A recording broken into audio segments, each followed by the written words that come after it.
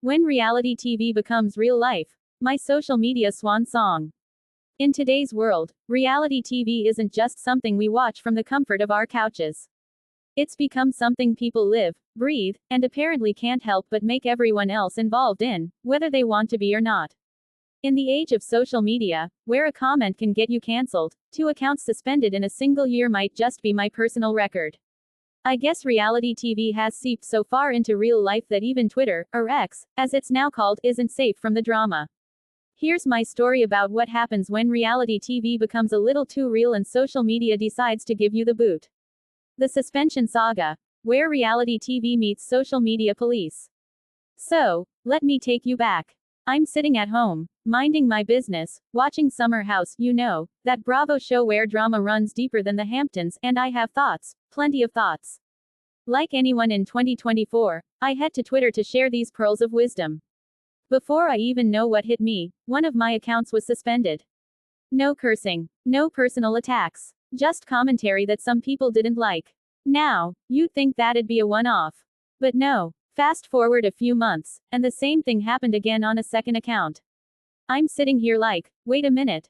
I thought this was the land of free speech. What happened? Turns out, freedom of speech has some fine print you need to read on social media platforms. Just because you're not swearing or being offensive doesn't mean someone out there isn't reporting your comment for the simple fact that they didn't agree with it. This is when I started to realize something. Social media has become a reality show in itself, where people get to vote you out like it's the digital version of Big Brother. Except instead of competing for a prize, I was just trying to stay on the platform. Welcome to the reality show, featuring you. The strangest part of this whole thing was when the owner of X, you know who, liked not 1, not 2, but 3 of my posts. It felt like my swan song, like my final scene on the metaphorical stage before I was unceremoniously booted out of the house. I'm sure you've heard that saying, all publicity is good publicity.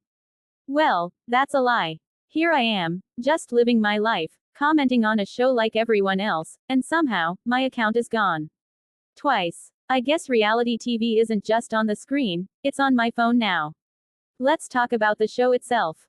On Summer House, there was a woman who went out with her friends, just trying to have a good time, and next thing she knew, her night out was on the blog. When did real life become an extension of reality TV? When did being a regular person mean your life was up for public consumption? I mean, let's be real. Do these people want to be famous, or do they just want to collect the check and stir up some drama on their off days? If you're living for the cameras, that's one thing, but if you're just out here trying to enjoy life, why does everything need to be documented, scrutinized, and broadcast for the world to see? Spoiler alert. It's not how the world should work, but it's the world we live in now. The price of fame. Is it worth it? Let me give you some advice. If you're going to watch reality TV, comment on it, or, heaven forbid, live it, be careful. You could say the wrong thing, even by accident, and find yourself getting cancelled, doxxed, or suspended from social media. And for what? A joke, a comment, a spicy opinion about the latest Real Housewives fight. This isn't just about freedom of speech anymore, it's about knowing where the line is, and staying far away from it. Honestly, the real kicker is how reality TV stars themselves can't even escape the madness. One minute they're on a yacht living their best life, the next they're getting dragged for something that happened in real life but made its way to the show's edit. The line between entertainment and real life has become so blurry that it's almost like we're all on a show now, just trying to keep our heads above water without getting voted off the island, or in this case, off social media. My final takeaway, and yours. Here's the cold, hard truth. Social media is a reality show. Whether you like it or not, your every post, comment, like, or retweet is being watched, judged, and potentially reported. And guess what? Not everyone will like what you have to say, no matter how clean or polite you think you're being. People will report you because they don't like your opinion, your face, or even your sense of humor. It's a digital Hunger Games out there, and I've been suspended twice already. Call it bad luck or a harsh reality, but social media has become the new battlefield.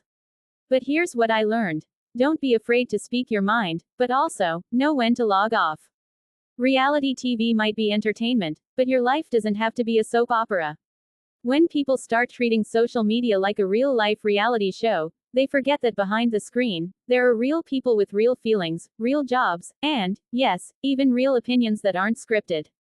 Here's some advice for all the reality TV enthusiasts out there who feel the need to air their grievances on social media.